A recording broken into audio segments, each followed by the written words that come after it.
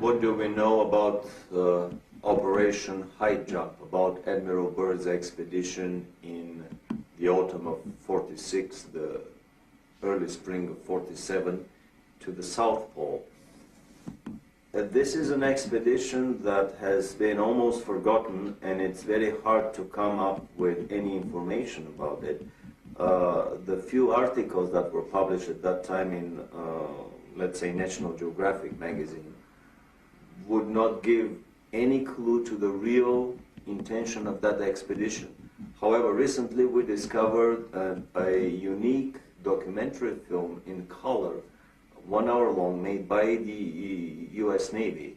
It was a massive naval operation that involved an aircraft carrier, several battleships, an armed submarine, and probably another 20 supply and battleships. It involved 4,000 troops, US troops, and the rumor is that there were also British and Russian contingents within these 4,000 troops. It was a massive naval operation. It was not, as it has been presented to the public, that it was a peaceful expedition to explore the natural resources of the South Pole.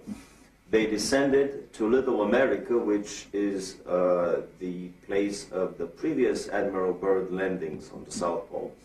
And then they started a massive overflight over the whole area of the South Pole, trying to locate the German base that was established there. Incredibly enough, in an official American Navy documentary film, we found footage of what Admiral Byrd found on the South Pole. He found giant freshwater, never freezing lakes with areas around them that were free of any snow.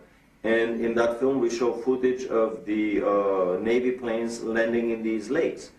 But even more so, he found, to his amazement, that his planes were disappearing very quickly. A lot of his planes were attacked by anti-gravity devices that were operated by the Germans there, by anti-gravity saucers.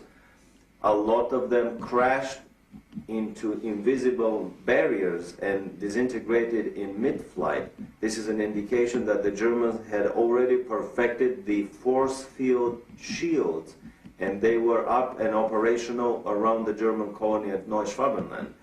When he was retreating, basically the whole operation lasted for 1 week. They started at the end of February 47, and by the first week of March they were through with the whole operation, and much earlier than scheduled.